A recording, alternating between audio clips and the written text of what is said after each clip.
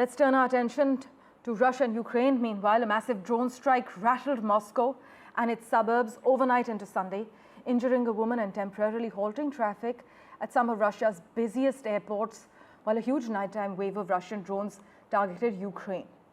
A top UK defense official, meanwhile, said that Russian forces had suffered their worst month of casualties in October since their full-scale invasion of Ukraine back in 2022.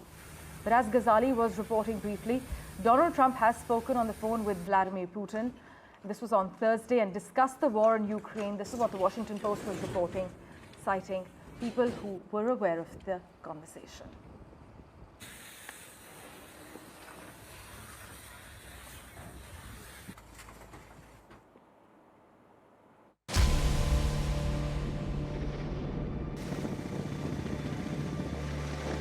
In a dramatic escalation of the conflict, Russia and Ukraine have unleashed their largest drone attacks since the start of the war in 2022.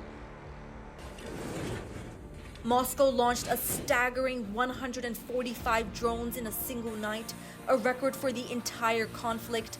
Meanwhile, Ukraine fired an unprecedented barrage of drones towards Russia's capital, turning the skies over Moscow into a battleground overnight.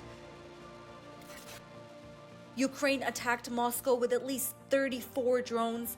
Russia claims its air defenses intercepted and shot down all the drones over the region. However, debris from the downed drones caused a fire in 2 residential buildings, leaving a woman with burns to her face, neck, and hands.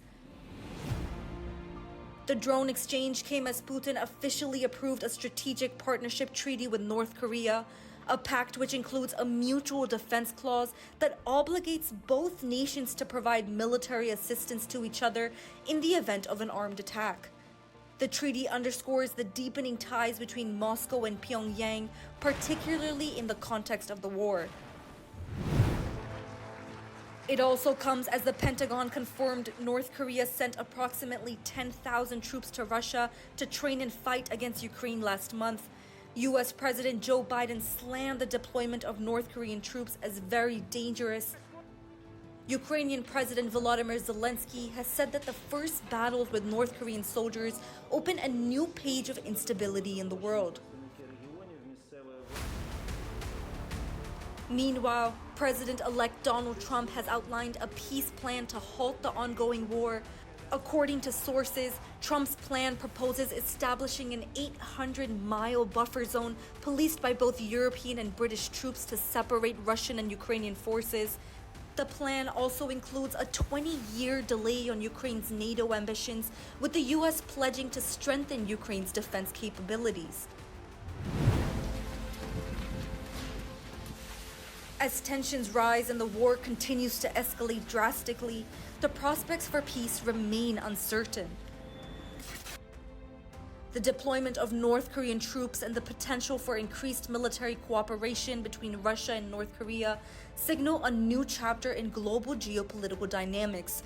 Amid these developments, Trump's proposed peace plan adds another layer of uncertainty, one that could have far-reaching consequences for the stability of the region and beyond.